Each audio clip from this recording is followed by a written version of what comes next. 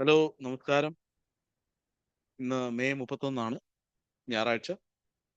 ഒരു ഒരു വിഷയത്തെ പറ്റി അല്പനേരം വളരെ ലളിതമായി പ്രതിപാദിക്കാനാണ് ഞാൻ ആഗ്രഹിക്കുന്നത്. ആഹ്, ഈ പ്രസന്റേഷന്റെ ഹെഡ്ലൈൻ തന്നെ AI എന്നാൽ എന്താണ് എന്നുള്ളതാണ് ഇന്നത്തെ ചിന്താവിഷയം.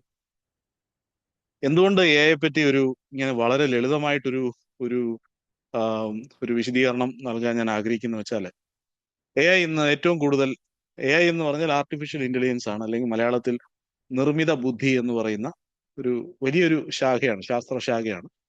അപ്പൊ ആ വിഷയത്തെ പറ്റി ഇന്ന് എല്ലാ മാധ്യമങ്ങളിലും അതുപോലെ തന്നെ എല്ലാ തൊഴിലിടങ്ങളിലും ഏറ്റവും കൂടുതൽ ഉപയോഗിക്കപ്പെടുന്നതും ചർച്ചാ വിഷയമാകുന്ന ഒരു വിഷയമാണ്. എന്നാൽ അതിനെപ്പറ്റി വേണ്ട രീതിയിൽ ഒരു അവബോധം ആ, സാധാരണക്കാരുടെ ഇടയിൽ ഉണ്ടാകുന്നില്ല എന്നുള്ള വിഷയമുണ്ട്. സാധാരണക്കാർ മാത്രമല്ല, വിദ്യാർത്ഥികൾ, അതുപോലെ തന്നെ തൊഴിൽ അന്വേഷിക്കുന്നവര്, അതുപോലെ തന്നെ ഓരോ മേഖലകളിൽ ജോലി ചെയ്യുന്നവര്, അതിപ്പോൾ സാങ്കേതിക വിദ്യ അല്ലെങ്കിൽ ഇൻഫർമേഷൻ ടെക്നോളജി മാത്രമല്ല, വൈദ്യശാസ്ത്ര മേഖലയായാലും നിയമമായാലും മറ്റ് ഗവൺമെന്റ് മേഖലയിലായാലും ഒരുപാട് മേഖലകൾ, കൺസ്ട്രക്ഷന്, മാനുഫാക്ചറിങ്, അങ്ങനെയുള്ള മേഖലകളിലൊക്കെ തന്നെ വളരെയധികം ആപ്ലിക്കേഷൻസ് ഉള്ള, വളരെയധികം പ്രയോജനമുള്ള ഒരു ഒരു സാങ്കേതിക വിദ്യയാണ് AI അല്ലെങ്കിൽ ആർട്ടിഫിഷ്യൽ ഇന്റലിജൻസ് എന്ന് പറയുന്നത്. അപ്പൊ അതുകൊണ്ട് തന്നെ ഈ മേഖലയെ പറ്റി അല്ലെങ്കിൽ ഈ വിഷയത്തെ പറ്റി ഒരു വളരെ അടിസ്ഥാനപരമായ ഒരു അവഗാഹം, ഒരു ഒരു ആ, ഒരു ആ, ഒരു അണ്ടർസ്റ്റാൻഡിങ് നമുക്ക് ഉണ്ടാകേണ്ടത് വളരെ അത്യാവശ്യമാണ് ഈ കാലഘട്ടത്തിൽ എന്ന് ഞാൻ വിശ്വസിക്കുന്നു. അതുകൊണ്ട് തന്നെയാണ് ഞാൻ ഇങ്ങനെ ഒരു വിഷയത്തെ പറ്റി ആ, ഒരു വിശദീകരണം തയ്യാറാക്കുന്നത്. നിങ്ങൾ രാവിലെ ഫോൺ എടുത്ത് ഒരുപക്ഷെ യാത്ര ചെയ്യുമ്പോൾ നിങ്ങൾ ഗൂഗിൾ മാപ്സ് നോക്കി നിങ്ങൾ ഏറ്റവും കൂടുതൽ ട്രാഫിക് ഉള്ള സ്ഥലങ്ങൾ ഒഴിവാക്കി എളുപ്പ വഴി തിരഞ്ഞെടുക്കുന്നു.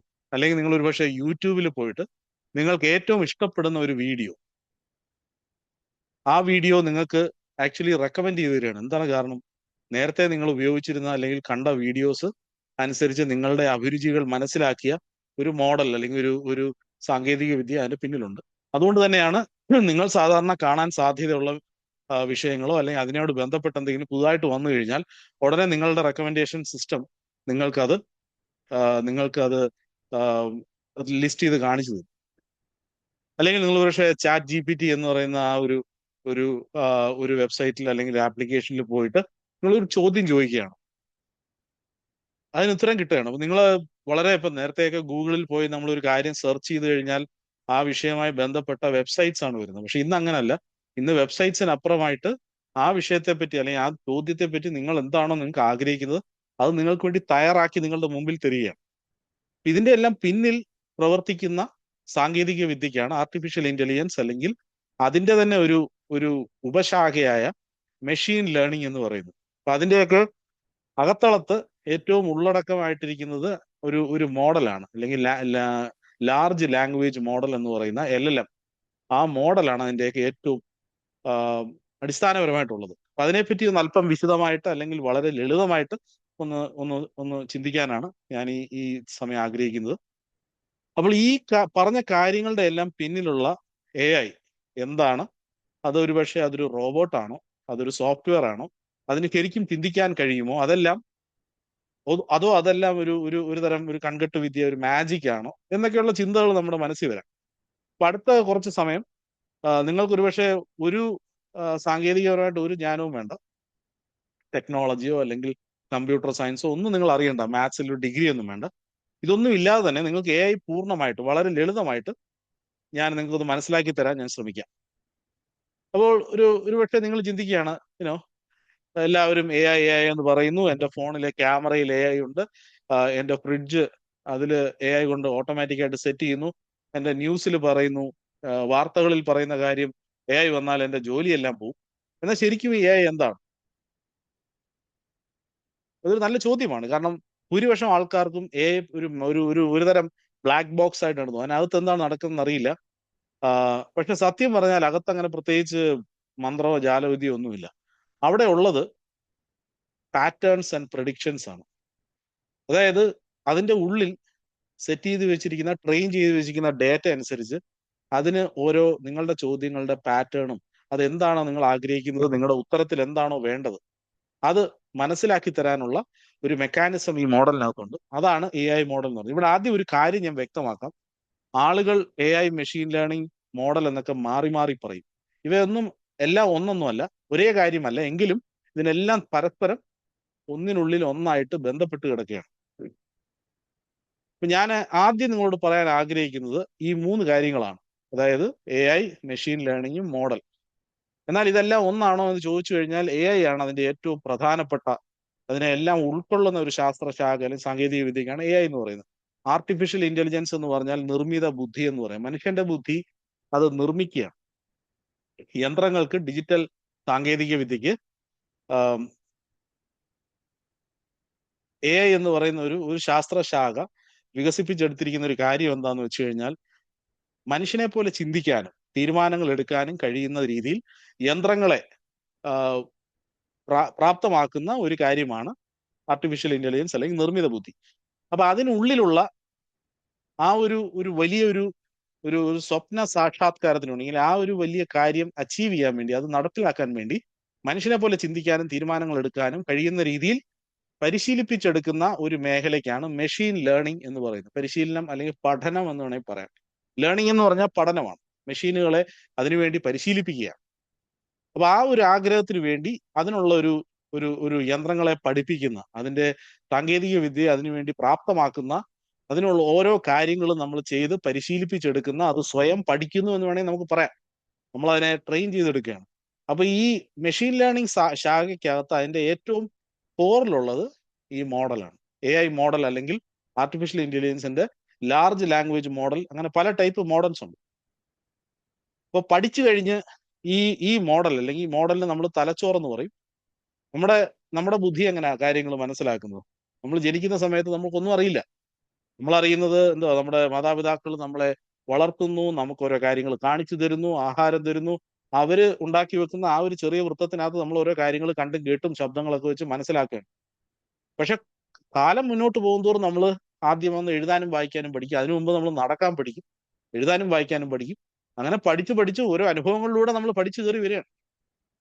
അങ്ങനെ നമ്മുടെ തലച്ചോറും വികസിക്കുകയാണ്. ഇന്ന് ഏറ്റവും കൂടുതൽ സമയം നമ്മൾ ചെലവഴിക്കാൻ പോകുന്നത് ഈ മോഡൽ എന്ന് പറയുന്ന സംഭവത്തിന്റെ അകത്തളങ്ങളിൽ എന്താണ് വാസ്തവത്തിൽ സംഭവിക്കുന്നത് വളരെ ലളിതമായിട്ട് മനസ്സിലാക്കാൻ ഞാനൊന്ന് അല്പം ഒന്ന് ശ്രമിക്കാം. അപ്പോൾ നമ്മുടെ പരമ്പരാഗതമായ ഒരു രീതിയുണ്ട്. അതാണ് ഞാൻ പഴയ വഴിയും പുതിയ വഴിയും എന്ന് പറയാൻ ആഗ്രഹിക്കുന്നത്. നമ്മുടെ പരമ്പരാഗതമായ രീതി എങ്ങനെയാന്ന് പറഞ്ഞാൽ, നമ്മൾ ഓരോ നിയമങ്ങൾ എഴുതുകയാണ്. ഇംഗ്ലീഷിൽ റൂൾസ് എന്ന് പറയും. അപ്പോൾ യുനോ കൂർത്ത ചെവി, കൂർത്ത ചെവി അല്ലെങ്കിൽ മീശ പോലെ രോമങ്ങളും വാലും എന്നൊക്കെ പറയുമ്പോഴത്തേക്ക് നമുക്ക് ചില ജന്തുക്കളെ ഓർമ്മ വരും, അല്ലേ? ഇതൊക്കെ നിയമങ്ങളാണ്. ഈ നിയമങ്ങൾ നമ്മൾ എഴുതപ്പെട്ട കാര്യങ്ങളുണ്ട്. അപ്പൊ പണ്ട് കമ്പ്യൂട്ടറിൽ നമ്മൾ റൂൾസ് എഴുതും. അതിനകത്ത് പ്രോഗ്രാമിംഗ് വഴി നമ്മൾ റൂൾസ് മാനേജ് ചെയ്യാണ് ചെയ്യുന്നത്. ഇന്ന കാര്യങ്ങളാണെങ്കിൽ ഇന്നത് വരും, ഇന്ന ചോദ്യം ചോദിച്ചാൽ ഇന്ന ഉത്തരം കിട്ടും. വളരെ ഡിറ്റർമിനിസ്റ്റിക് എന്ന് പറയും ഇംഗ്ലീഷിൽ. അതായത് നമുക്കൊരു ഒരു ഒരു ചോദ്യമുണ്ട്, നമുക്കൊരു കാര്യം അറിയണം എന്നുണ്ടെങ്കിൽ ആ ഡേറ്റ എവിടെയാണോ സ്റ്റോർ ചെയ്തിരിക്കുന്നത് അവിടെ പോയിട്ട് അത് പരിശോധിച്ച് അതിന് നമുക്ക് ആവശ്യമുള്ള ഡേറ്റ നമ്മുടെ മുമ്പിൽ, നമുക്ക് ആവശ്യമുള്ളത് മാത്രം എടുത്ത് നമ്മുടെ മുമ്പിൽ തരുന്ന ഒരു റൂൾ ബേസ്ഡ്, നിയമങ്ങൾ അനുസരിച്ചുള്ള ഒരു ഒരു മെക്കാനിസമാണ് നമ്മുടെ പരമ്പരാഗതമായ രീതി എന്ന് പറയുന്നത്. എന്നാൽ പുതിയ വഴി എങ്ങനെയാന്ന് പറഞ്ഞാൽ, അത് യന്ത്രങ്ങൾ ഉദാഹരണങ്ങളിൽ നിന്ന് പഠിക്കുകയാണ്. എന്നാൽ ഇന്ന് വരെ നമ്മൾ കണ്ടതുപോലെ നമ്മൾ ഡേറ്റ മാത്രമല്ല, ഈ ഡേറ്റ നമ്മൾ കൂടുതൽ അതിനെ പരിശീലിപ്പിക്കുന്നു. ആയിരക്കണക്കിന് പൂച്ചയുടെ ഫോട്ടോകൾ കാണിച്ചിട്ട് ഇതെല്ലാം പൂച്ചയാണ്, എന്നിട്ട് നമ്മൾ പറയുന്ന പാറ്റേൺ അനുസരിച്ച് യന്ത്രം അത് സ്വയം പാറ്റേൺ കണ്ടെത്തുകയാണ്.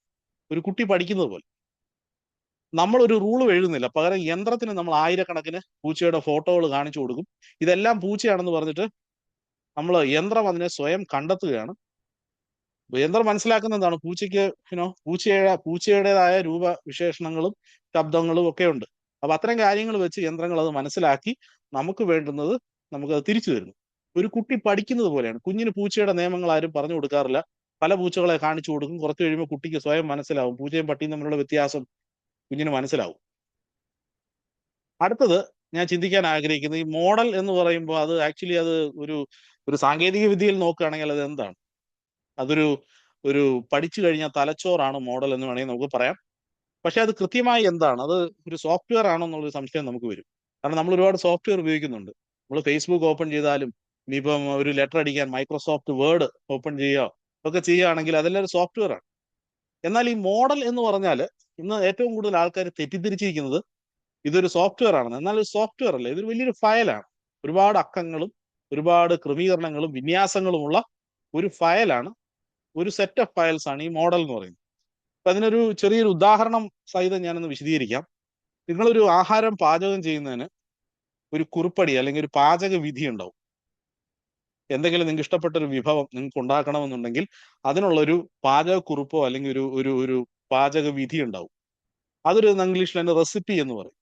അപ്പൊ ഈ റെസിപ്പി നിങ്ങൾക്ക് കയ്യിൽ കിട്ടിക്കഴിഞ്ഞാൽ അതൊരിക്കലും വിഭവമാവത്തില്ല. അതെടുത്ത് ആ പേപ്പർ എടുത്ത് നിങ്ങൾക്ക് തിന്നാൻ പറ്റത്തില്ല. അതിൽ പറഞ്ഞിരിക്കുന്നത് ചില കാര്യങ്ങളാണ്, ചില ഇൻഗ്രീഡിയൻസ്, ചില ചില കാര്യങ്ങൾ, സാധനങ്ങൾ അതിന് വേണം. അതിന് ഒരു പ്രത്യേക ഒരു ക്രമമുണ്ട്. അതിനെ പ്രിപ്പയർ ചെയ്യണം, അതിനെ തയ്യാറാക്കണം. തയ്യാറാക്കുന്ന ഒരു വിധമുണ്ട്, അതിനുള്ള ഓരോ ക്രമമുണ്ട്. 1, 2, 3 എന്ന് പറഞ്ഞ് ഓരോ സ്റ്റെപ്പ് ബൈ സ്റ്റെപ്പ് ആയിട്ട് നിങ്ങൾ അത് പാചകം ചെയ്യുകയാണ്. അപ്പൊ അത് ശരിക്കും പറഞ്ഞാൽ ഈ റെസിപ്പി എന്ന് പറയുന്നതാണ് വാസ്തവത്തിൽ മോഡൽ. അതൊരു റെസിപ്പി ബുക്കാണ്, അതൊരു ഒരു പാചക വിധിയാണ്. നിങ്ങളൊരു ഒരു സോഫ്റ്റ്വെയർ എന്ന് പറഞ്ഞാൽ അതൊരു അടുക്കളയാണ്. ആ സോഫ്റ്റ്വെയറിനകത്താണ് ഈ പാചക വിധി അനുസരിച്ച് നിങ്ങൾക്ക് ആവശ്യമുള്ള കാര്യം തയ്യാറാക്കുന്നതാണ് സോഫ്റ്റ്വെയർ. അപ്പൊ അങ്ങനെ ഒരു ഒരു ഒരു ഒരു ഒരു ഡിസ്റ്റിങ്ഷൻ അല്ലെങ്കിൽ ഒരു വ്യത്യാസം നിങ്ങൾ മനസ്സിലാക്കണം. അത് രണ്ടും, ഒരു മോഡൽ ഒരു സോഫ്റ്റ്വെയർ ആണെന്നുള്ള തെറ്റിദ്ധാരണ നമുക്ക് മാറ്റിയിട്ട് മോഡൽ എന്ന് പറഞ്ഞാൽ അതൊരു റെസിപ്പി ബുക്കായിട്ട് നിങ്ങൾ കൺസിഡർ ചെയ്യുക, ഒരു പരിഗണിക്കുക. ഓരോ മസാലയുടെയും കൃത്യമായ അളവ് പാചക വിധിയിലുണ്ട്. അപ്പൊ സോഫ്റ്റ്വെയർ ആണ് ഇത് നോക്കിയിട്ട് എന്തൊക്കെ വേണം, ഇതിന് ഏത് ഡേറ്റ എടുത്ത് നോക്കണം, എങ്ങനെ അത് തയ്യാറാക്കണം, എങ്ങനെ അത് പ്രോസസ് ചെയ്യണം. അപ്പൊ റെസിപ്പി ബുക്കാണ് മോഡൽ, അടുക്കളയാണ് സോഫ്റ്റ്വെയർ. ഇത്രയും ഇങ്ങനെ ഒരു ഉദാഹരണത്തിലൂടെ അത് കാര്യം മനസ്സിലാക്കാം. അതുകൊണ്ട് ആളുകൾ മോഡലിനെ സോഫ്റ്റ്വെയർ എന്ന് വിളിക്കുമെങ്കിലും ടെക്നിക്കലി അതൊരു ഫയലാണ്. സോഫ്റ്റ്വെയർ എന്താ ചെയ്യുന്നത് വെച്ച് കഴിഞ്ഞാൽ അതിനെ ലോഡ് ചെയ്തിട്ട് പ്രവർത്തിപ്പിച്ച് അതിന്റെ ഉള്ളിൽ നിന്ന് നമുക്കൊരു ആവശ്യമുള്ള ഒരു ഔട്ട്പുട്ട് നമുക്ക് തരും. അപ്പം നമുക്ക് മോഡലിന്റെ ഉള്ളിലുള്ള ചില കാര്യങ്ങളൊന്ന് ശ്രദ്ധിക്കാം. അതിന്റെ ഉള്ളിലെ ഘടകങ്ങളിൽ ഏറ്റവും പ്രധാനപ്പെട്ട ഒരു കാര്യങ്ങൾ എന്ന് പറഞ്ഞാൽ ഇൻപുട്ട്, ഹിഡൻ ലെയേഴ്സ്, ഔട്ട്പുട്ട്, 3 കാര്യങ്ങളായിട്ട് ഞാനിപ്പോൾ നിങ്ങളെ സ്ക്രീനിൽ കാണിക്കുകയാണ്. അപ്പോൾ ഏതൊരു മോഡലിനും ഈ 3 ഭാഗങ്ങളുണ്ട്. ഇൻപുട്ട് എന്ന് പറഞ്ഞാൽ നമ്മൾ അകത്തേക്ക് കൊടുക്കുന്ന, ഇൻപുട്ടായിട്ട് കൊടുക്കുന്ന ഡേറ്റയാണ്. ആ ഡേറ്റ ചിലപ്പോൾ ഒരു ഫോട്ടോ ആയിരിക്കാം, ചിലപ്പോൾ ഒരു ചോദ്യമായിരിക്കാം. ഇനി ഈ മോഡലിനകത്ത് അതിനകത്ത് ഹിഡൻ ലെയേഴ്സ് എന്ന് പറയും. അദൃശ്യമായ ഒരുപാട് ലെയേഴ്സ് അതിനകത്തുണ്ട്. ആ ലെയേഴ്സിനകത്തൂടാണ് ഇതിന്റെ പ്രോസസ്സിങ്. 1, 2 ഓരോ ലെയർ വഴി ഇതിങ്ങനെ ഇങ്ങനെ പ്രോസസ്സ് ചെയ്ത് അവസാനം നമുക്ക് ഔട്ട്പുട്ട് കിട്ടും. അപ്പൊ നമ്മുടെ ഫോട്ടോ, നിങ്ങളൊരു ഫോട്ടോ കാണിച്ചിട്ട് ഇതെന്താണെന്നൊരു ചോദ്യം ചോദിക്കുകയാണെങ്കിൽ ആ ഹിഡൻ ലെയേഴ്സ് അല്ലെങ്കിൽ ആ മോഡലിനകത്തുള്ള ഹിഡൻ ലെയേഴ്സിനകത്ത് ഓരോ ലെയറും ഘട്ടം ഘട്ടമായിട്ട് ആ ഇൻപുട്ടിനെ മനസ്സിലാക്കി ചെറിയ വരകൾ, അതിന്റെ ആകൃതി, ഇത് അവസാനം പറയുമ്പോൾ ഇതെല്ലാം ചേർത്ത് വെച്ചിട്ട് ഇത് ഒരു പ്രോബബിൾ ആയിട്ട് ഇതൊരു പൂച്ചയാവാനാണ് സാധ്യത. അതിനെ അങ്ങനെയാണ് പരിശീലിപ്പിച്ചു വരിക്കുന്നത്. അതുകൊണ്ട് ഒരു പട്ടിയും ആടും മറ്റ് ജന്തുക്കളുമായിട്ട്, ഒരു ആനയും പുലിയായിട്ടൊക്കെ ഉള്ള വ്യത്യാസം പൂച്ചയ്ക്ക് എന്താണെന്നുള്ളത് ഈ മോഡലിന് അറിയാം. അപ്പൊ അത് വെച്ചിട്ട് നമ്മളോട് പറയും ഇതൊരു പൂച്ചയാണ്, ഇതൊരു പട്ടിയല്ല. അങ്ങനെ ഇത് ഘട്ടം ഘട്ടമായിട്ട് ഈ ഹിഡൻ ലെയേഴ്സിനകത്ത്, ഈ നടുക്ക് കാണുന്ന ഹിഡൻ ലെയേഴ്സിനകത്താണ് മോഡലിന്റെ എല്ലാ ക്രമീകരണങ്ങളും ഉള്ളത്. ചെവി, കണ്ണ്, അവസാന ലെയർ എല്ലാം ചേർത്ത് വെച്ചിട്ട് അവസാനം പറയും ഇതൊരു പൂച്ചയാണ്. ഇനി മോഡലിനകത്തുള്ള ഉള്ളിലെ ചില ചില പ്രധാനപ്പെട്ട ക്രമീകരണങ്ങൾ, അതിനകത്തുള്ള ചില കമ്പോണൻസ്, അടിസ്ഥാന വസ്തുക്കൾ എന്തൊക്കെയാണെന്ന് നമുക്കൊന്ന് ശ്രദ്ധിക്കാം. ആദ്യം അതിനകത്തുള്ളത്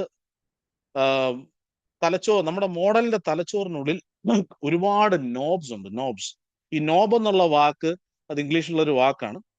ഈ നോബ് എന്ന് പറഞ്ഞാൽ നമുക്കത് പ്രത്യേകിച്ച് മനസ്സിലാക്കണം എന്നുണ്ടെങ്കിൽ പണ്ട് കാലത്തൊക്കെ നമ്മുടെ വീടുകളിൽ റേഡിയോ, ഇന്നും ചില വീടുകളിലൊക്കെ ഉണ്ട്, ടേപ്പ് റെക്കോർഡർ ഉണ്ട്. അപ്പൊ അതിന് വോളിയം, അതിന്റെ റേഡിയോ ട്യൂൺ ചെയ്യാനൊക്കെ നോബുകളുണ്ട്. നമ്മളങ്ങനെ തിരിക്കുന്ന നോബുകളുണ്ട്. അപ്പൊ ഇതിനെയാണ് വെയ്റ്റ്സ് എന്ന് പറയുന്നത്. അപ്പൊ ഈ മോഡലിന്റെ തലച്ചോറിന്റെ ഉള്ളിൽ കോടിക്കണക്കിന് നോബ്സ് ഉണ്ട്. ഓരോന്നും ഓരോ ചെറിയ തീരുമാനം എടുക്കാൻ ആ മോഡലിനെ സഹായിക്കുകയും നിയന്ത്രിക്കുകയും ചെയ്യുന്ന കാര്യമാണ്. അപ്പൊ മോഡലിനെ ട്രെയിൻ ചെയ്യുന്ന സമയത്ത് മോഡൽ ഈ നോബ്സ് പതുക്കെ ശരിയാക്കും. ഒരു നോബ് പറയും ഫോട്ടോയിൽ കൂർത്ത വളവ് കണ്ടാൽ പൂച്ചയുടെ ചെവിയാകാൻ സാധ്യതയുണ്ട്, ആ നോബ് അല്പം മുകളിലേക്ക് ഇരിക്കുകയാണ്, അതുകൊണ്ട് അത് പൂച്ചയാവാനാണ് സാധ്യത. ഇനി കോടിക്കണക്കിന് നോബ്സ് ശരിയായ സ്ഥാനത്ത് വരുമ്പോൾ മോഡൽ പഠിച്ചു എന്ന് വേണമെങ്കിൽ പറയാം. ഇപ്പൊ 2 വാക്കുകൾ നിങ്ങൾ ശ്രദ്ധിക്കണം. അടുത്തത് പാരാമീറ്റേഴ്സ് എന്ന് പറയും. പാരാമീറ്റേഴ്സ് എന്നാൽ നോബിന്റെ ആകെയുള്ള എണ്ണം. ഒരുപക്ഷെ നിങ്ങൾ കേട്ട് കാണും, GPT 4, 5 എന്നൊക്കെ പറഞ്ഞ് പല മോഡലുകൾ വന്നിട്ടുണ്ട്. ഇപ്പൊ GPT എന്ന് പറയുമ്പോൾ 175 ബില്യൺ പാരാമീറ്റേഴ്സ് എന്ന് പറയും. ഈ 175 ശതകോടി അല്ലെങ്കിൽ ബില്യൺ നോബ്സ് അതിനുണ്ടെന്നാണ് അതിന്റെ അർത്ഥം. ഇത്രേ ഉള്ളൂ. ഇനി വെയിറ്റ്സ് എന്ന് പറഞ്ഞാൽ ഓരോ നോബ്സിന്റെയും വാല്യൂവിനാണ് നമ്മൾ വെയിറ്റ്സ് എന്ന് പറയുന്നത്. അതായത് ഈ ഓരോ നോബിന്റെയും കൃത്യമായ സ്ഥാനം, അതിന്റെ മൂല്യം, അതിന്റെ വാല്യൂ, സ്ഥാനം എന്നുള്ള വാക്ക് കൃത്യമായിട്ട് നമ്മൾ മനസ്സിലാക്കിയിരിക്കണം. കാരണം ഇതിലെല്ലാം പ്രോബബിലിസ്റ്റിക് ആയിട്ടുള്ള ഒരു പ്രിഡിക്ഷൻ ആണ് AI മോഡലിനകത്ത് നടക്കുന്നത്. അതാണ് ഇത് ഇത് നമ്മൾ പരമ്പരാഗതമായ രീതിയും ഇപ്പോൾ AI വെച്ചുള്ള രീതിയും തമ്മിലുള്ള വ്യത്യാസം എന്ന് പറഞ്ഞാൽ, പരമ്പരാഗത രീതിയിൽ ഡിറ്റർമിനിസ്റ്റിക് ആണ്. നമ്മൾ 10 വട്ടം ഒരു ചോദ്യം ചോദിച്ചാലും കിട്ടാവുന്ന ആൻസർ. പക്ഷേ AI മോഡൽസിന്റെ ഒരു വ്യത്യാസം എന്ന് പറഞ്ഞാൽ 10 വട്ടവും ഉത്തരം ഒരേപോലെ ആവണമെന്നില്ല. അങ്ങനെ ഒരു വ്യത്യാസമുണ്ട്. പക്ഷെ അത് പ്രോബിലിസ്റ്റിക് ആണ്. അത് ഒരു പ്രോബിലിസ്റ്റിക് ആയിട്ട് ആക്യുറേറ്റ് ആയിട്ട് വരുന്ന സമയത്ത് പലപ്പോഴും ആ ഉത്തരം ഒന്ന് തന്നെ ആയിരിക്കും. അങ്ങനെ 10 സമയത്ത് 10 ഉത്തരവൊന്നും ആവത്തില്ല. പക്ഷെ എന്നാലും അത് പ്രോബിലിസ്റ്റിക് ഒരു രീതിയിലാണ് അതിന്റെ ഉത്തരം കണ്ടുപിടിക്കുന്നത്. ഇനി അടുത്തത് ബയസ് എന്ന് പറയുന്ന ഒരു ഒരു ഒരു കാര്യമുണ്ട്. അതൊരു ചെറിയൊരു ചായ്വ് എന്ന് വേണമെങ്കിൽ നമുക്ക് ചിന്തിക്കാം. നമ്മൾ ബയസ് എന്ന് പറയുമ്പോൾ പലപ്പോഴും നമ്മൾ വാർത്താ മാധ്യമങ്ങളിലൊക്കെ നമ്മൾ കാണുന്ന ഒരു വാക്കാണ്. ന്യൂസ് വളരെ ബയസ്ഡ് ആണ്, അല്ലെ ആ ഒരു വാർത്താ മാധ്യമം വളരെ ബയസ്ഡ് ആണെന്നൊക്കെ ഒരു ഒരു ഒരു വാക്ക് നമ്മൾ പലപ്പോഴും കേൾക്കാറുണ്ട്. ഒരു തരം പക്ഷപാതം. അത് ഒരു സൈഡിലോട്ട് അവരെ പ്രീണിപ്പിക്കുന്ന രീതിയിലാണ് വാർത്തകൾ കൊടുക്കുന്നത് എന്നുള്ളതിനാണ് നമ്മൾ അവരുടെ വാർത്താ ചാനൽ വളരെ ബയസ്ഡ് ആണ്, ന്യൂട്രൽ അല്ല എന്ന് പറയും. എന്നാൽ അങ്ങനെ ഒരു അർത്ഥമല്ല ബയസ് എന്ന് പറയുന്ന AI മോഡൽസിനുള്ളത്. AI മോഡൽസ് ഈ ബയസ് എന്ന് പറയുമ്പോൾ ഓരോ നോബിനോടും ചേർന്ന് ഒരു തുടക്കത്തിലുള്ള ഒരു ഗെസ്റ്റിമേറ്റ് ഉണ്ട്, ഒരു വാല്യൂ, ഗസ്റ്റ് വാല്യൂ ഉണ്ട്, ഒരു തുടക്കത്തിലുള്ള ഊഹം. ഒരു സീസോയിൽ നമ്മൾ ഇരിക്കുമ്പോൾ ചെറിയ ചായ്വ് ഉള്ളതുപോലെ ഇത് മോഡലിനെ വേഗത്തിൽ തീരുമാനം എടുക്കാൻ സഹായിക്കുന്നു. അതിനാണ് ബയസ് എന്ന് പറയുന്നത്. ഇനി ഹൈപ്പർ പാരാമീറ്റേഴ്സ് എന്ന് പറയുന്ന ഒരു വാല്യൂ ഉണ്ട്. അത് നമ്മൾ ഈ പാചകത്തിന് മുമ്പുള്ള സെറ്റിംഗ്സ് ആയിട്ട് നമ്മൾ കണക്കാക്കിയത്. വെയ്റ്റ്സ് ട്രെയിനിങ് സമയത്ത് യന്ത്രം സ്വയം ശരിയാകും. പക്ഷെ ഹൈപ്പർ പാരാമീറ്റേഴ്സ് എന്നത് നമുക്ക് മുൻകൂട്ടി സജ്ജമാക്കുന്ന സെറ്റിംഗ്സ് ആണ്. പാചകത്തിന് മുമ്പ് അടുപ്പിന്റെ ചൂട് സെറ്റ് ചെയ്യുന്നത് പോലെ, ഉദാഹരണത്തിന് എത്ര വേഗത്തിൽ പഠിക്കണം, ഒരേ സമയം എത്ര ഉദാഹരണങ്ങൾ എന്നൊക്കെയുള്ള കാര്യങ്ങൾ. ഇപ്പം ഒരു ഉദാഹരണം പറഞ്ഞാൽ എത്ര വേഗത്തിൽ പഠിക്കണം എന്നുള്ളത് ലേണിംഗ് റേറ്റ് എന്ന് പറയും. അല്ലെങ്കിൽ ഒരേ സമയം എത്ര ഉദാഹരണങ്ങൾ എന്ന് പറയുമ്പോൾ ബാച്ച് സൈസ് എന്നാണ് ആ ഹൈപ്പർ പാരാമീറ്റർ എന്ന് പറയുന്നത്. അപ്പൊ ഇങ്ങനെ പല കാര്യങ്ങൾ ചേരുമ്പോഴാണ്, ഇതൊക്കെയാണ് AI മോഡലിനകത്തുള്ള ഘടകങ്ങൾ. ഇനി അടുത്തത് ഞാൻ നോക്കാൻ ആഗ്രഹിക്കുന്നത് യന്ത്രം എങ്ങനെയാണ് പഠിക്കുന്നത് എന്നുള്ളതാണ്. ഇപ്പൊ നോബ്സ് എങ്ങനെ ശരിയായ സ്ഥാനത്തെത്തുന്നു, ആരാണ് അവ തിരിക്കുന്നത്? ആരും അത് തിരിക്കുന്നില്ല. ഐ മീൻ മോഡൽ സ്വയം അത് ചെയ്യുകയാണ്. അതൊരു ട്രയൽ ആൻഡ് എറർ ഒരു പ്രോസസ്സാണ്, ഒരു പ്രക്രിയയാണ് അതിനകത്ത് നടക്കുന്നത്. ട്രയൽ ആൻഡ് എറർ എന്ന് പറഞ്ഞാൽ പരീക്ഷണങ്ങളിലൂടെ അതായിരിക്കാം ഇതായിരിക്കാം പല കാര്യങ്ങൾ നോക്കിയിട്ട് ഏറ്റവും ശരിയായ ഒരു കാര്യത്തിൽ ഒരു ഒരു ഒരു ഒരു ഔട്ട്പുട്ടിൽ AI മോഡൽ എത്തുകയാണ്. ഇപ്പൊ ട്രെയിനിങ് എന്ന് പറഞ്ഞ ഒരു ലൂപ്പാണ്. അതിനകത്ത് 4 ഘട്ടങ്ങളുണ്ട്. ഒന്നാമത്തെ ഘട്ടം എന്ന് പറഞ്ഞാൽ അത് ഈ ട്രെയിനിങ് എന്ന് പറഞ്ഞാൽ ഈ 4 ഘട്ടങ്ങൾ അതിങ്ങനെ ഒരു ദശലക്ഷക്കണക്കിന് തവണ അതിങ്ങനെ ആവർത്തിക്കുകയാണ്. ഒന്നാമത്തെ ഘട്ടം എന്ന് പറഞ്ഞാൽ ഫോർവേഡ് പാസ് എന്ന് പറയും. അത് മോഡൽ ഒരു ഫോട്ടോ നോക്കിയിട്ട് ഊഹം പറയുകയാണ്. ഊഹത്തിൽ പറയും ഓക്കെ ഇതൊരു നായാണ്. രണ്ടാമത്തെ ഘട്ടത്തിൽ പറയുന്ന ലോസ് അല്ലെങ്കിൽ തെറ്റ് അളക്കൽ. ശരിയായ ഉത്തരം പൂച്ചയായിരുന്നു, എത്ര തെറ്റി, ഈ തെറ്റിന്റെ അളവ്, അതിന്റെ വലിപ്പത്തെയാണ് ലോസ് എന്ന് പറയുന്നത്. വലിയ ലോസ് എന്ന് പറഞ്ഞാൽ വലിയ തെറ്റ് എന്നുള്ള അർത്ഥമാണ്. മൂന്നാമത്തെ ഘട്ടം എന്ന് പറഞ്ഞാൽ ബാക്ക് പ്രൊപ്പഗേഷൻ. ഇതാണ് ഏറ്റവും പ്രധാനപ്പെട്ടത്. അപ്പൊ തെറ്റ് മോഡലിന്റെ ഉള്ളിലേക്ക് പിന്നോട്ട് സഞ്ചരിച്ച് ഏതെല്ലാം നോബ് കാരണമായി എന്ന് കണ്ടെത്തിയിട്ട് അവയെല്ലാം ചെറുതായിട്ടൊന്ന് ക്രമീകരിക്കും. ഈ വലിയ വാക്കിന്റെ അർത്ഥം ലളിതമാണ്, തെറ്റിൽ നിന്ന് പിന്നോട്ട് പഠിക്കുക. നാലാമത്തെ ഘട്ടം എന്ന് പറഞ്ഞാൽ അത് റിപ്പീറ്റ് ചെയ്യുക, അത് വീണ്ടും വീണ്ടും ആവർത്തിക്കുക. അങ്ങനെ ദശലക്ഷക്കണക്കിന് തവണ ഓരോ തവണയും മോഡൽ മെച്ചപ്പെടുത്തുന്നു. അങ്ങനെ മുഴുവൻ ഡേറ്റ സെറ്റിലൂടെയും ഒരു തവണ കടന്നു പോകുന്നതിനെ ഒരു എപ്പോക്ക് എന്ന് വിളിക്കുന്നു. ഇംഗ്ലീഷിൽ എപ്പോക്ക് എന്നാണ് പറയുന്നത്. ഒരു തവണ ഇറ്ററേഷൻ മുഴുവൻ ആ ഡേറ്റ സെറ്റിലൂടെ പോകുമ്പോഴാണ് ഒരു എപ്പോക്ക് കംപ്ലീറ്റ് ചെയ്യുന്നത്. ഇതൊരു കുട്ടി സൈക്കിൾ പഠിക്കുന്നത് പോലെ വേണമെങ്കിൽ നമുക്ക് അതിനെ കാണാൻ സാധിക്കും. ആദ്യം വീഴും, ലോസ് കൂടുതൽ, ഓരോ വീഴ്ചയിലും ബാലൻസ് ശരിയാക്കും, ബാക്ക് പ്രൊപ്പഗേഷൻ, കുറച്ച് കഴിയുമ്പോൾ വീഴാതെ ഓടിക്കും. ആ നിമിഷം മോഡൽ പഠിച്ചു. വലിയ മോഡൽസിന് ഇത് ആഴ്ചകൾ എടുത്തേക്കാം, ആയിരക്കണക്കിന് GPUs ഒരുമിച്ച്. അതുകൊണ്ടാണ് വലിയ AI മോഡൽസിന് ദശലക്ഷക്കണക്കിന് ഡോളർ ചിലവാകുന്നത്. ഇനി ഇതിനകത്തുള്ള 2 പ്രശ്നങ്ങളുണ്ട്. അതൊന്ന് ഞാൻ വിശദമായിട്ടൊന്ന് പറയാം. അത് 2 പ്രശ്നങ്ങൾ, 2 അപകടങ്ങൾ എന്ന് വേണമെങ്കിൽ പറയാം. നമ്മൾ മോഡലിനെ ട്രെയിൻ ചെയ്യുന്ന സമയത്ത് 2 കാര്യങ്ങളുണ്ടാകും, 2 പ്രശ്നങ്ങളുണ്ടാകും. ഒന്ന് ഓവർ ഫിറ്റിംഗ് അല്ലെങ്കിൽ അണ്ടർ ഫിറ്റിംഗ് എന്ന് പറയും. ഇതിനെ ഞാൻ വളരെ ലളിതമായിട്ടൊന്ന് വിശദീകരിക്കാം. ഈ ഓവർ ഫിറ്റിംഗ്, നമ്മുടെ കുഞ്ഞുങ്ങൾ സ്കൂളുകളിൽ പഠിക്കുമ്പോൾ പരീക്ഷയ്ക്ക് മുമ്പ് അമിതമായി പഠിക്കും ചിലര്. ഒരു വിദ്യാർത്ഥി പരീക്ഷയ്ക്ക് ഉത്തരങ്ങളെല്ലാം കാണാതെ പഠിക്കും, എല്ലാ കാര്യങ്ങളും കാണാതെ പഠിച്ചിട്ട് അവര് പഠിച്ച കാര്യങ്ങൾ മാത്രം എക്സാമിന് വരികയാണെങ്കിൽ നേരത്തെ അവർ അറിയാവുന്ന ചോദ്യങ്ങൾ അല്ലെ പഴയ ചോദ്യങ്ങൾക്ക് അതേ ചോദ്യങ്ങൾ പരീക്ഷയ്ക്ക് വന്നു കഴിഞ്ഞാൽ റിയൽ ടൈമിൽ വന്നു കഴിഞ്ഞാൽ കുഞ്ഞിന് 100% മാർക്ക് കിട്ടും. പക്ഷെ ഇതൊന്നും പഠിച്ചതിലൊന്നും ഇല്ലാത്ത പുതിയൊരു ചോദ്യം വന്നു കഴിഞ്ഞാൽ 0 പോകും. അപ്പൊ അങ്ങനെ മോഡൽ ട്രെയിനിങ് ഡേറ്റ മനപ്പാടമാക്കിയിട്ട് പുതിയ ഡേറ്റയിൽ പരാജയപ്പെടുന്നതിനെയാണ് നമ്മൾ ഓവർ ഫിറ്റിംഗ് അല്ല അമിതമായ പഠനം എന്ന് വേണമെങ്കിൽ അത് മലയാളത്തിൽ പറയാം. ഇനി അണ്ടർ ഫിറ്റിംഗ് എന്ന് പറഞ്ഞാൽ അതിന്റെ നേരെ വിപരീതമായ ഒരു കാര്യമാണ്. അത് കുറഞ്ഞ പഠനം, അല്ലെ വിദ്യാർത്ഥി വേണ്ടത്ര പഠിച്ചില്ല, അടിസ്ഥാനപരമായ പാറ്റേൺസ് പോലും അതിന് പിടികിട്ടിയില്ല. ഇപ്പൊ നമ്മളൊരു പാചകക്കാരനെ വിളിച്ചാൽ അദ്ദേഹം പറയും എനിക്ക് വെള്ളം മാത്രം തിളപ്പിക്കാൻ അറിയാമെന്ന് പറഞ്ഞാൽ അതൊരു പാചകക്കാരനാവത്തില്ലല്ലോ. അങ്ങനെ അറിയാവുന്ന ഒരു പാചകക്കാരനുണ്ടെങ്കിൽ അതിന് നമ്മൾ അണ്ടർ ഫിറ്റിംഗ് എന്നാണ് പറയുന്നത്. അദ്ദേഹം വേണ്ട രീതിയിൽ അതിനുള്ള പരിശീലനം പാചകത്തിൽ കിട്ടിയില്ല. അപ്പൊ നല്ലൊരു മോഡൽ വികസിപ്പിക്കാനായിട്ട് ഇതിന്റെ രണ്ടിന്റെ ഇടയിൽ, അതായത് കാണാപ്പാടവുമല്ല പക്ഷെ പൊതുവായുള്ള പാറ്റേൺസ് ശരിക്കും മനസ്സിലാക്കി, അതാണ് AI എഞ്ചിനീയേഴ്സിനുള്ള ഏറ്റവും വലിയൊരു വെല്ലുവിളി. പൊതുവായ പാറ്റേൺസ് ശരിക്കും മനസ്സിലാക്കി ഒരു മോഡൽ വികസിപ്പിക്കുക എന്നുള്ളതാണ് AI എഞ്ചിനീയേഴ്സിന്റെ ഏറ്റവും വലിയ വെല്ലുവിളി. അടുത്തതായി നമുക്ക് ഈ AI മോഡലിന്റെ അകത്തുള്ള ഫയലുകൾ എന്തൊക്കെയാണെന്ന് ഒന്ന് ചിന്തിക്കാം. അങ്ങനെ AI മോഡൽസിനകത്ത് ഞാൻ പറഞ്ഞ പോലെ അതൊരു പാക്കേജ് ആണ്, അതൊരു സോഫ്റ്റ്വെയർ അല്ല, അതൊരു പാക്കേജ് ആണ്. ആ പാക്കേജിനകത്ത് കുറച്ച് ഫയൽസ് ഉണ്ട്. അത് ആദ്യത്തെ ഫയൽ എന്ന് പറഞ്ഞാൽ വെയ്റ്റ്സ് എന്ന് പറയും. അതിന് നമുക്ക് ഓർമ്മയെന്ന് വേണമെങ്കിൽ ചിന്തിക്കാം. ഏറ്റവും വലിയ ഫയലാണത്. അതൊരുപാട് GB ഗിഗബൈറ്റ്സ് സ്പേസ് എടുക്കുന്ന ഒരു ഫയലാണ്. കോടിക്കണക്കിന് നോബ്സിന്റെ മൂല്യം, അതിന്റെ വാല്യൂസ് എല്ലാം ഇതിനകത്താണ് ഉള്ളത്. ഇതാണ് മോഡലിന്റെ ശരിക്കുള്ള അറിവ്. ഈ ഫയൽ ഇല്ലെങ്കിൽ തലച്ചോറിന് ആകൃതി കൊണ്ട് ഓർമ്മയില്ലെന്ന് പറയുന്ന പോലെ. നമ്മൾ മനുഷ്യരെ കാണാറുണ്ട്, ചില മനുഷ്യർക്ക് നിർഭാഗ്യവശാൽ അവർക്ക് ഓർമ്മയില്ല.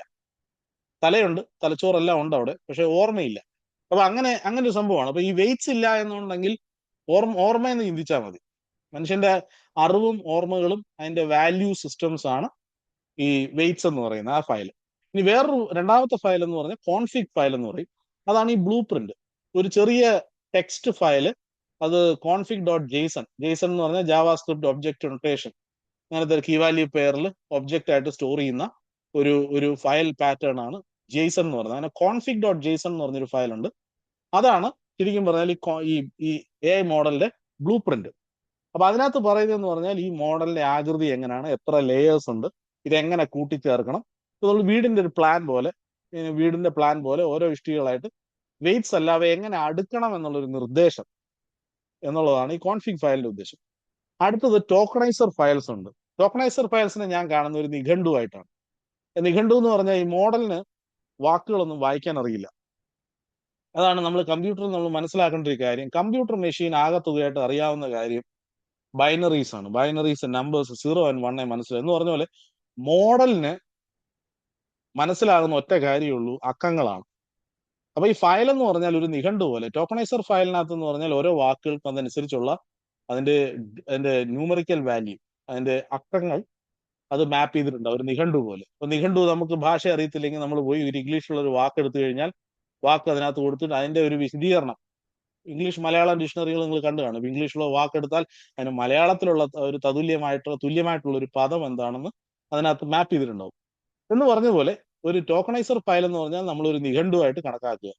അത് മോഡലിന് മനസ്സിലാകുന്ന വാക്കുകൾക്ക് മോഡലിന് മനസ്സിലാകുന്ന അക്കങ്ങളാക്കുന്ന ഒരു പ്രക്രിയയാണ് ടോക്കണൈസർ ഫയൽസിനുള്ളത്. ഇനി അടുത്തത് ജനറേഷൻ കോൺഫിഗ് ആണ്. ജനറേഷൻ കോൺഫിഗ് എന്ന് പറഞ്ഞാൽ അത് സ്വഭാവം, മോഡലിന്റെ വ്യക്തിത്വം, ഉത്തരം എത്ര ക്രിയേറ്റീവ് ആണ്, അതിന്റെ ടെമ്പറേച്ചർ, ആവർത്തിക്കരുത്, ഇതുപോലുള്ള ഡീഫോൾട്ട് സെറ്റിംഗ്സ് ആണ്, അതിന്റെ സ്വഭാവമാണ് ഈ ജനറേഷൻ കോൺഫിഗിനകത്തുള്ളത്. ഇതൊക്കെയാണ് ഈ 4 കൂട്ടം ഫയലുകളാണ്, പ്രധാനപ്പെട്ട ഫയലുകളാണ് മോഡലിനകത്തുള്ളത്. ഇനി അടുത്തൊരു കാര്യം എനിക്ക് പറയാനുള്ളത് ഫൈൻ ട്യൂണിങ് എന്ന് പറഞ്ഞൊരു ഒരു സംഭവമുണ്ട്. AI മോഡൽസ് വികസിപ്പിക്കുന്ന സമയത്ത് ഇപ്പം നമ്മൾ ചിന്തിക്കും എല്ലാ കമ്പനികളും ഇതുപോലെ മോഡൽ 0-ൽ നിന്ന് ഉണ്ടാക്കുകയില്ല. അങ്ങനെ ഉണ്ടാക്കുകയാണെങ്കിൽ ലക്ഷക്കണക്കിന് ഡോളർ അവർക്ക് ചിലവാകത്തില്ല. അങ്ങനെയല്ല അവർ ചെയ്യുന്നത്. കാരണം മിക്കവാറും അവർ ഉപയോഗിക്കുന്നത് ഫൈൻ ട്യൂണിങ് എന്ന് പറയുന്ന ഒരു പ്രക്രിയയാണ്. ഒരു ജനറൽ ഡോക്ടർ ഇതിനകം വർഷങ്ങളോളം പഠിച്ചു. ഇപ്പൊ ഞാൻ വൈദ്യശാസ്ത്ര രംഗത്ത് നമുക്ക് ജനറൽ പ്രാക്ടീഷണേഴ്സ് ഉണ്ട്, ജനറൽ ഡോക്ടേഴ്സ് ഉണ്ട്, MBBS കഴിഞ്ഞ ഡോക്ടേഴ്സ് ഉണ്ട്. എന്നാൽ അവർ ഒരുപാട് വർഷങ്ങൾ പിന്നീട് പരിശീലിച്ചിട്ട് അവർ ഏതെങ്കിലും ഒരു മേഖലയിൽ സ്പെഷ്യലൈസ് ചെയ്യാറുണ്ട്. അതിപ്പോൾ കാർഡിയോളജി ആയിരിക്കാം, നെഫ്രോളജി ആയിരിക്കാം, അതിനകത്ത് മറ്റ് മേഖലകളുണ്ട്, പീഡിയാട്രിക്സ്, അങ്ങനെ പല ജെറിയാട്രിക്സ്, അങ്ങനെ പല മേഖലകളുണ്ട്. അപ്പൊ ഏതെങ്കിലും ഒരു മേഖല അവർ തിരഞ്ഞെടുത്ത് അതിനകത്ത് സ്പെഷ്യലൈസ് ചെയ്ത് പഠിക്കും. അപ്പൊ അതാണ് ശരിക്കും പറഞ്ഞാൽ ഈ ഫൈൻ ട്യൂണിങ് എന്നത്. ഫൈൻ ട്യൂണിങ് ചെയ്തതെന്ന് പറഞ്ഞാൽ ഒരു പൊതുവായിട്ടുള്ള ഒരു ജനറൽ പ്രാക്ടീഷണർ അല്ലെങ്കിൽ ഒരു ബേസ് മോഡലിനെ ഒരു സ്പെഷ്യലിസ്റ്റ് ആയിട്ടുള്ള ഒരു മോഡൽ, സ്പെഷ്യലൈസ്ഡ് മോഡലാക്കി മാറ്റുന്ന ഒരു പ്രക്രിയയാണ് ഈ ഫൈൻ ട്യൂണിങ് എന്ന് പറഞ്ഞാൽ. അപ്പൊ ഒരു ജനറൽ ഡോക്ടർ ഇപ്പോൾ ഒരുപാട് വർഷങ്ങൾ പഠിച്ച് ശരീരത്തിലെ രോഗങ്ങളെല്ലാം അറിയാം. അപ്പം അവരെ ഒരു ഒരു കാർഡിയോളജിസ്റ്റ് അല്ലെങ്കിൽ ഒരു ഹൃദ്രോഗ വിദഗ്ധനാക്കാൻ വേണ്ടി അവരെ വീണ്ടും മെഡിക്കൽ സ്കൂളിലോട്ട് വിടണ്ട. അത് ചെയ്യേണ്ടതെന്ന് പറഞ്ഞാൽ അവർക്ക് വേറെ അഡീഷണൽ ആയിട്ടുള്ള സ്പെഷ്യലൈസ്ഡ് കോഴ്സസ് കൊടുക്കുക. അപ്പൊ അതുപോലെ തന്നെ വൻകിട കമ്പനികളായ മെറ്റ, ഗൂഗിൾ എന്നൊക്കെ പോലുള്ള കമ്പനികൾ അവർ ഒരുപാട് വലിയ ബേസ് മോഡൽസ് ഉണ്ടാക്കിയിട്ടുണ്ട്. അവർ ദശലക്ഷക്കണക്കിന് മില്യൺസ് ഓഫ് ഡോളേഴ്സ് മുടക്കി അവര് ബേസ് മോഡൽസ്, അല്ലെങ്കിൽ ലാമ, മിസ്ട്രാൽ, ഇങ്ങനെ ഒരുപാട് ബേസ് മോഡൽസ് ഉണ്ട്. ആ ബേസ് മോഡൽസ് അവർ നിർമ്മിച്ചിട്ടുണ്ട്. അപ്പൊ ഒരു ചെറിയ കമ്പനി എന്താ ചെയ്യുന്നത് വെച്ച് കഴിഞ്ഞാൽ ആ ഒരു ബേസ് മോഡൽ എടുത്ത് അവരുടെ ഒരു ചെറിയ ഡേറ്റ, ഉദാഹരണത്തിന് 10,000 ഡോക്ടേഴ്സ് നോട്ട്സ് ഉപയോഗിച്ച് കുറച്ച് നോബ്സ് മാത്രം ക്രമീകരിക്കുന്നു. ഏതാനും മണിക്കൂറിനുള്ളിൽ ഒരു GPU ഉപയോഗിച്ച് കുറച്ച് ഡോളർ സ്പെൻഡ് ചെയ്ത് അവരൊരു സ്പെഷ്യലിസ്റ്റ് മോഡൽ തയ്യാറാക്കുന്നു. ഇപ്പൊ ഏറ്റവും അതിനകത്ത് ഒരു ജനപ്രിയമായ ഒരു രീതി എന്ന് പറഞ്ഞാൽ ലോറ എന്ന് പറയുന്ന ഒരു രീതിയുണ്ട്. ലോറ എന്ന് പറഞ്ഞാൽ ലോ റാങ്ക് അഡാപ്റ്റേഷൻ എന്ന് പറയുന്ന ഒരു സാങ്കേതിക ഒരു രീതിയുണ്ട്. ആ രീതിയുടെ ഒരു ചുരുക്കെഴുത്താണ് ലോറ എന്ന് പറഞ്ഞാൽ. ബേസ് മോഡലിന് കോടിക്കണക്കിന് നോബ്സ് നമ്മൾ തൊടുന്നില്ല, അവ ഫ്രീസ് ചെയ്യുന്നു. പകരം ഏതാനും MB മാത്രമുള്ള ഒരു അഡാപ്റ്റർ ഫയൽ ഉണ്ടാക്കുന്നു. അതിൽ മാത്രം മാറ്റങ്ങൾ ഉപയോഗിക്കുമ്പോൾ ഈ അഡാപ്റ്റർ ബേസ് മോഡലിലേക്ക് പ്ലഗ് ഇൻ ചെയ്യുന്നു. ഫലം ഈ ചെറിയ ട്രിക്ക് കസ്റ്റം മോഡലിന്റെ 85 to 95% പെർഫോമൻസ് നൽകുന്നു. പക്ഷെ ചെലവിന്റെയും സമയത്തിന്റെയും വെറും 1 to 5% മാത്രം. ഇതാണ് ലോകത്തെമ്പാടുമുള്ള സ്റ്റാർട്ടപ്സ് AI പ്രോഡക്ട്സ് വേഗത്തിൽ ഉണ്ടാക്കുന്നതിന് പിന്നിലുള്ള രഹസ്യം. എന്നാൽ ഇതിനകത്തൊരു ഒരു വലിയൊരു അപകടമുണ്ട്. അതിനകത്തൊരു കറ്റാസ്ട്രോഫിക് ഫൊർഗറ്റിംഗും ഉണ്ട്. അത് പുതിയ കാര്യം പഠിക്കുമ്പോൾ പഴയ കാര്യങ്ങൾ മറന്നു പോകുന്നത് നമ്മൾ വളരെ ശ്രദ്ധിക്കണം. അതുകൊണ്ടാണ് ലഘുവായി കുറച്ച് നോബ്സ് മാത്രം ക്രമീകരിക്കുന്നത്. ഹൃദ്രോഗ വിദഗ്ധനായാലും ഫ്രാൻസിന്റെ തലസ്ഥാനം പാരീസ് ആണെന്ന്, കേരളത്തിന്റെ തലസ്ഥാനം തിരുവനന്തപുരം ആണെന്ന് അവർ അറിഞ്ഞിരിക്കണം. എന്തായാലും അടുത്ത ഒരു കാര്യം എനിക്ക് ചിന്തിക്കാനുള്ളത് ഡിപ്ലോയ്മെന്റ് ആണ്. അല്ലെങ്കിൽ ഈ മോഡലിനെ നമ്മൾ പണിക്ക് വിടുകയാണ്, ജോലിക്ക് വിടുകയാണ്. അപ്പം ഈ മോഡലിനെ നമ്മൾ ട്രെയിൻ ചെയ്തു. ഇനി എങ്ങനെയാണ് ഈ മോഡൽ നമ്മുടെ ഫോണിൽ എത്തിച്ചേരുന്നത് അല്ലെങ്കിൽ നമ്മുടെ കമ്പ്യൂട്ടറിൽ എത്തിച്ചേരുന്നത്? ഈ ഘട്ടത്തെയാണ് നമുക്ക് ഡിപ്ലോയ്മെന്റ് എന്ന് വിളിക്കുന്നത്. ഇവിടെ മോഡൽ പഠനം നിർത്തി, നോബ്സ് നമ്മൾ ഫ്രീസ് ചെയ്തു. ഇനി ഒരേ ഒരു ജോലിയാണ് പെർഫോം ചെയ്യുക. അപ്പോൾ പെർഫോം ചെയ്യണമെന്നുണ്ടെങ്കിൽ ഇതിനെ നമ്മൾ ഡിപ്ലോയ് ചെയ്യണം. ഡിപ്ലോയ് ചെയ്ത് കഴിഞ്ഞാൽ പെർഫോം ചെയ്യുന്നത് എന്തുവാണ്? നമ്മൾ കൊടുക്കുന്ന ചോദ്യത്തിനും അതിന് ഒരു ഉത്തരം നമുക്ക് കിട്ടണ്ടേ? അപ്പൊ അതിനുവേണ്ടി ചെയ്യുന്ന ഒരു കാര്യമാണ് ഡിപ്ലോയ്മെന്റ്. ആ ഒരു ഉത്തരം നൽകുന്ന ഒരു പ്രക്രിയയ്ക്കാണ് നമ്മൾ ഇൻഫറൻസ് എന്ന് പറയുന്നത്. അതിന് ഏറ്റവും വലിയൊരു ഉദാഹരണം, ട്രെയിനിങ് സമയത്ത് മോഡൽ ഒരു വിദ്യാർത്ഥിയായിരുന്നു. ഇത് പഠിക്കുന്നു, തെറ്റുതിരുത്തുന്നു. ഡിപ്ലോയ്മെന്റിൽ ആ വിദ്യാർത്ഥി ബിരുദം നേടി, ജോലിക്ക് കയറി, ഇനി പുതുതായിട്ടൊന്നും പഠിക്കുന്നില്ല. പഠിച്ചത് വേഗത്തിൽ അത് ഉപയോഗിക്കുന്നു. അതുകൊണ്ടാണ് inference frozen but fast. But പഠിക്കാത്തതിനാൽ ബാക്ക് പ്രൊപ്പഗേഷൻ ഇല്ല. വളരെ കുറഞ്ഞ കമ്പ്യൂട്ടിംഗ് പവർ മതി. നമുക്ക് ഉത്തരം ഇൻസ്റ്റന്റ് ആയിട്ട് കിട്ടിയാൽ മാത്രം മതി. പക്ഷെ അവിടെ ഒരു കാര്യം എന്ന് പറഞ്ഞാൽ ഈ മോഡലിനെ, അതിന്റെ സൈസും അതിന്റെ കപ്പാസിറ്റി ഒക്കെ ഒന്ന് ചുരുക്കണം. നിങ്ങളുടെ ഫോണിൽ പോലും AI എങ്ങനെ പ്രവർത്തിക്കുന്ന ക്വാണ്ടൈസേഷൻ എന്നുള്ള ട്രിക്ക് ഉപയോഗിക്കുന്നുണ്ട്.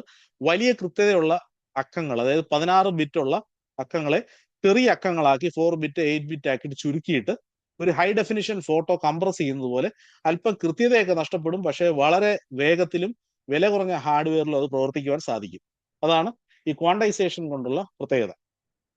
ഇനി നമുക്ക് ഇതെല്ലാം എവിടെ ഉപയോഗിക്കുന്നു എന്ന് നമുക്കൊന്ന് നോക്കാം. ഇതെല്ലാം നല്ല തിയറിയാണ്. ഇത് പറഞ്ഞതെല്ലാം അതിന്റെ ടെക്നിക്കൽ വശങ്ങളാണ്. പക്ഷെ ശരിക്കും ലോകത്ത് എവിടെയാണ് ഈ AI ഉപയോഗിക്കുന്നത്? എല്ലായിടത്തും നിങ്ങൾ അറിയാതെ ദിവസവും ഡസൻ കണക്കിന് തവണ AI ഉപയോഗിക്കുന്നു. നിങ്ങൾ ഷോപ്പിംഗ് ചെയ്യുന്ന ആൾക്കാരാണെങ്കിൽ നിങ്ങൾ ഫ്ലിപ്കാർട്ടിലും ആമസോണിലും അല്ലെങ്കിൽ നെറ്റ്ഫ്ലിക്സിൽ പോയി സിനിമ കാണുന്ന സമയത്ത് ഇത് നിങ്ങൾക്ക് ഇഷ്ടപ്പെടും എന്ന് റെക്കമെൻഡ് ചെയ്യുമ്പോൾ ഒരു മോഡൽ നിങ്ങളുടെ പഴയ നിങ്ങളുടെ ഹിസ്റ്ററി, ചരിത്രത്തിൽ നിന്ന്, നിങ്ങൾ ചെയ്ത കാര്യങ്ങളിൽ നിന്ന്, പഴയ ചോയ്സിൽ നിന്ന് പാറ്റേൺ പഠിച്ചിട്ട് ഇത് സെയിൽസ് 30% വരെ കൂട്ടും.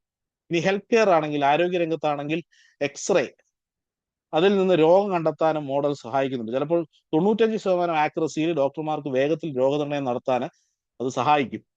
ഇനി അടുത്ത ബാങ്കിങ് രംഗത്ത് സാമ്പത്തിക ഇടപാടുകൾ നടത്തുമ്പോൾ നിങ്ങളുടെ കാർഡിലെ ഒരു അസാധാരണമായ ഒരു ഇടപാട് ബ്ലോക്ക് ചെയ്യുകയാണെങ്കിൽ അതൊരു ഫ്രോഡ് ഡിറ്റക്ഷൻ മോഡലാണ്. സാധാരണ പാറ്റേണിൽ നിന്ന് വ്യത്യാസം കണ്ടു കഴിഞ്ഞാൽ ഉടനെ നിങ്ങൾക്കൊരു മെസ്സേജ് വരും, ഇങ്ങനെ ഒരു ട്രാൻസാക്ഷൻ നിങ്ങളുടെ അക്കൗണ്ടിൽ നടന്നു, അത് നിങ്ങളാണോ ചെയ്തത്? ആണെങ്കിൽ മാത്രം യെസ് കൊടുക്കുക, അല്ലെങ്കിൽ നോ കൊടുക്കുക. നിങ്ങൾ വിശദീകരിച്ചില്ലെങ്കിൽ ചിലപ്പോൾ ഇത്ര സമയം കഴിയുമ്പോൾ ആ ട്രാൻസാക്ഷൻ അങ്ങ് ബ്ലോക്ക് ആവും. ലോകത്തിലെ 75% ബാങ്കുകൾ ഇത് ഉപയോഗിക്കുന്നുണ്ട്. ഇനി അടുത്തൊരു കസ്റ്റമർ സർവീസ് ആണെങ്കിൽ വെബ്സൈറ്റിലെ ചാറ്റ് ബോട്ട് കമ്പനിയുടെ ഡോക്യുമെന്റ്സിൽ ഫൈൻ ട്യൂൺ ചെയ്ത മോഡൽ പ്രശ്നങ്ങൾ 40% വേഗത്തിൽ പരിഹരിക്കും. ഇനിയിപ്പോൾ വോയിസും ലാംഗ്വേജും ഉള്ള ഗൂഗിൾ ട്രാൻസ്ലേറ്റ്, വോയിസ് അസിസ്റ്റന്റ്, വീഡിയോയ്ക്ക് ഓട്ടോ ക്യാപ്ഷൻസ് എല്ലാം ലാംഗ്വേജ് മോഡലാണ്. നിങ്ങൾ ഉപയോഗിക്കുന്ന ചാറ്റ് GPT എല്ലാം ഈ വിഭാഗത്തിൽ പെടുന്നതാണ്. അപ്പൊ അതൊക്കെയാണ് അതിന്റെ ഒരു പ്രായോഗിക വശം. ഇനി എപ്പോഴാണ് നിങ്ങൾക്ക് ഈ കസ്റ്റം മോഡലും ഫൈൻ ട്യൂണിങ്ങും ഉപയോഗിക്കേണ്ടത്? കസ്റ്റം മോഡൽ എന്ന് പറഞ്ഞാൽ നിങ്ങൾക്കൊരു മോഡൽ നിങ്ങൾക്ക് നിങ്ങളുടേതായിട്ട് വേണം. ബേസിൽ നിന്ന് നിങ്ങൾക്ക് അത് പൂജ്യത്തിൽ നിന്ന് നിങ്ങൾക്ക് അതിനെ ബിൽഡ് ചെയ്യണം. അങ്ങനെയുള്ള സാഹചര്യം ഉണ്ട്. അങ്ങനെയുള്ള സാഹചര്യങ്ങൾ നിങ്ങൾക്ക് അതിന്റെ ചെലവും അതിനുള്ള പ്രയത്നവും വളരെ വലുതാണ്. പക്ഷെ എന്നാൽ ചില മേഖലകളിൽ ഒരു ബേസ് മോഡൽ നമുക്ക് ഉണ്ടാകില്ല. ബേസ് മോഡൽ എന്ന് പറഞ്ഞപ്പോൾ ഇന്നത്തെ ബേസ് മോഡൽസ് ഒക്കെ ആദ്യം ഒരു ബേസ് ആയിട്ട് ഉണ്ടാക്കിയത് ഇന്റർനെറ്റിൽ കിടക്കുന്ന മുഴുവൻ ഡേറ്റ എടുത്താണ്. അപ്പൊ അതിനെ ബേസ് ചെയ്ത് നമുക്ക് ഒരിക്കലും ചില ചില പ്രത്യേക മേഖലകളിൽ പ്രവർത്തിക്കാൻ സാധിക്കില്ല. പ്രത്യേക മേഖലകളിൽ നിങ്ങൾ പൂജ്യത്തിൽ നിന്ന് ക്യൂറേറ്റ് ചെയ്ത് ലേബൽ ചെയ്ത് സൂപ്പർവൈസ്ഡ് ലേണിംഗ് ഒക്കെ വഴി, റീഇൻഫോഴ്സ്ഡ് ലേണിംഗ് ഒക്കെ വഴി വളരെ പ്രത്യേകതകളോടുകൂടി തന്നെ പരിശീലിപ്പിച്ചെടുത്താലേ പറ്റുള്ളൂ. അപ്പോൾ ഒരു കമ്പനി എന്നുള്ള നിലയിൽ, ഒരു ബിസിനസ് അല്ലെങ്കിൽ ഒരു വ്യവസായം എന്നുള്ള നിലയിൽ എങ്ങനെ നിങ്ങൾക്ക് ഈ തീരുമാനം എടുക്കാം? എങ്ങനെ നിങ്ങൾക്ക് ഒരു കസ്റ്റം മോഡൽ വേണോ അതോ ഇനി ഒരു സാധാരണ ബേസ് മോഡൽ എടുത്ത് ഫൈൻ ട്യൂൺ ചെയ്യണമോ എന്നുള്ളതിനെ പറ്റി നിങ്ങൾക്കൊരു തീരുമാനം എടുക്കുന്നത് എങ്ങനെയാണ്? നിങ്ങൾക്ക് പൂജ്യത്തിൽ നിന്ന് ഒരു മോഡൽ ഉണ്ടാക്കുന്നത് നിങ്ങൾ ഇലക്ട്രിസിറ്റിക്ക് ഒരു പവർ പ്ലാന്റ് ഉണ്ടാക്കുന്ന പോലെ വൻ ചെലവാണ്.